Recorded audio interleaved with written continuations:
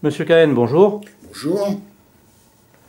Faire du trading à l'aide de l'analyse technique.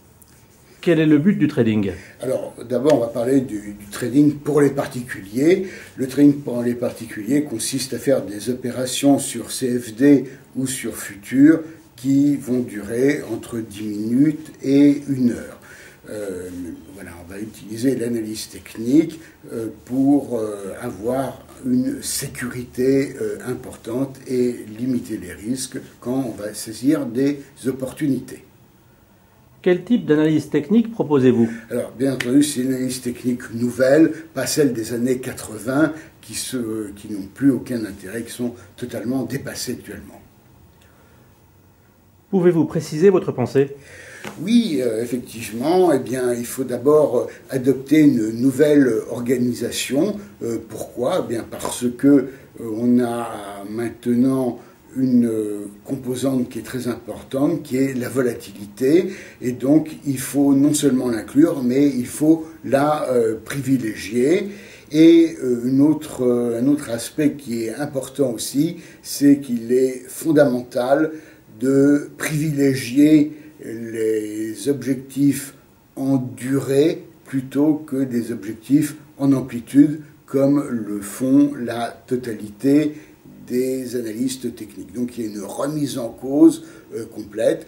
Donc ça veut dire que dans un premier temps, on peut utiliser des indicateurs traditionnels, mais il va falloir les mettre à jour parce que le fait que la volatilité soit devenue importante, ça implique des modifications et il va falloir créer de nouveaux indicateurs aussi qui existent donc bien entendu, et qui vont permettre de travailler sur le couple objectif en durée avec les mouvements sur la volatilité.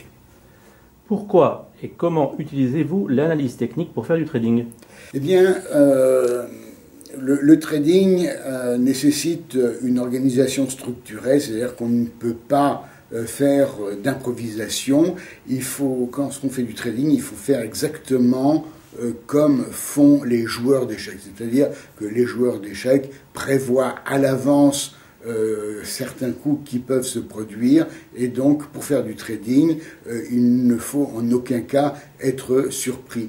Lorsque l'on est dépassé par les marchés, c'est-à-dire lorsqu'il se produit quelque chose qui n'a pas été anticipé, et en général, ça va se passer très mal. Eh bien, la version 2014 de la TDMF, qui est donc une forme avancée de l'analyse technique, apporte la sécurité nécessaire parce qu'elle a été conçue par des utilisateurs, donc par des opérateurs qui sont des traders, et donc on est toujours en avance dans nos prévisions sur le comportement du marché. Sécurité, ce mot semble incompatible avec la notion de trading. Non, on ne peut pas. On va sélectionner des marchés volatiles parce qu'en trading c'est ça qui nous intéresse, et on va utiliser des logiciels. Alors ces logiciels donc sont conçus pour les particuliers de manière à avoir des pré-signaux au nombre de 3 ou 4 par journée. Et donc, bien entendu, ce sont des signaux sonores. Lorsque le particulier n'a pas le temps de faire l'analyse technique ou de faire du trading, eh bien, on coupe le son et comme ça, on n'est pas au courant. Voilà. Pour avoir aussi une bonne sécurité, il faut impérativement utiliser une analyse dynamique, donc qui se fait en observant différentes unités de temps. En quoi existe-t-il des spécificités de l'analyse technique pour les opérations liées au trading? Eh bien, les spécificités de l'analyse technique, c'est que d'abord, pour un particulier, pour faire une opération qui va durer entre 10 minutes et 1 heure, eh bien, on va toujours travailler sur une unité de temps 2 minutes. Il est hors de question d'utiliser d'autres unités de temps.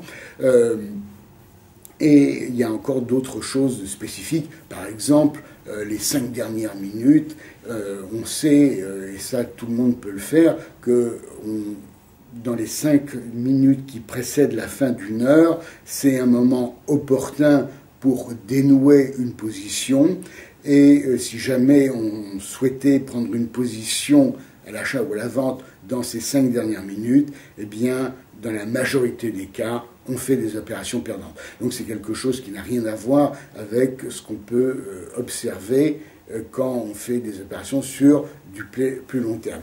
Alors, en trading, aussi bien donc pour l'entrée qu'au niveau de la gestion et au niveau de la sortie, il y a des choses qui sont un petit peu spécifiques, en particulier tout ce qui est basé sur la durée du mouvement, c'est quelque chose de très important. On va utiliser éventuellement des indicateurs traditionnels comme le stochastique, mais ce que l'on va faire, c'est regarder pendant combien de temps ce stochastique peut être suracheté ou survendu. C'est-à-dire, on a combien de temps avant que le mouvement soit terminé.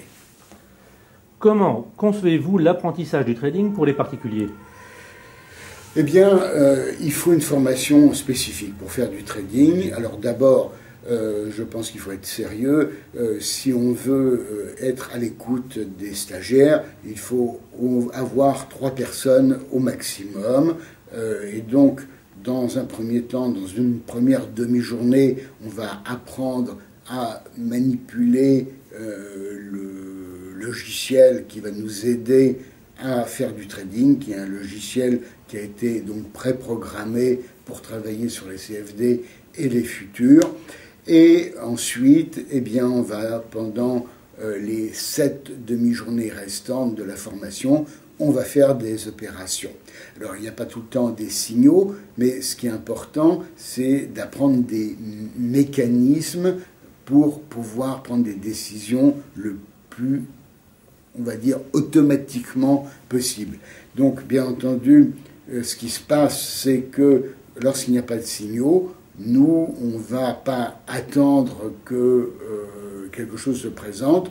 On va faire sur des comptes de simulation des opérations pour voir comment le stagiaire va sortir de sa position, parce que c'est à cet endroit où se passent les difficultés. Et donc, on va, en tant que coach, je vais m'atteler à modifier le comportement de ces stagiaires. Y a-t-il des prérequis ? Oui, il y a des prérequis. Les prérequis, c'est se débarrasser déjà des notions obsolètes d'analyse technique. Ça, j'en avais parlé tout à l'heure, puisque j'ai dit que l'analyse technique pour faire du trading, c'est pas celle de 1980, mais c'est celle de 2014.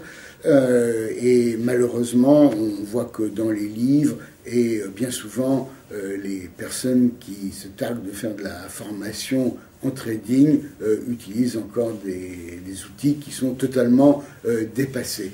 Donc il faut déjà, dans un premier temps, reconnaître l'importance de la volatilité, privilégier des objectifs en durée plutôt que des objectifs chiffrés, de cours, et avoir acquis dans un premier temps des automatismes, parce que en trading, on n'a pas beaucoup le temps de réfléchir. Il faut non seulement savoir ce qui va se passer maintenant, mais surtout ce qui va se passer dans les prochaines périodes. Et c'est ça que l'on fait dans une formation de base qui est tout à fait nécessaire. Alors cette formation de base recoupe des notions sur la volatilité, sur la durée. Ce sont des choses qui ne sont pas connues ou enseignées actuellement.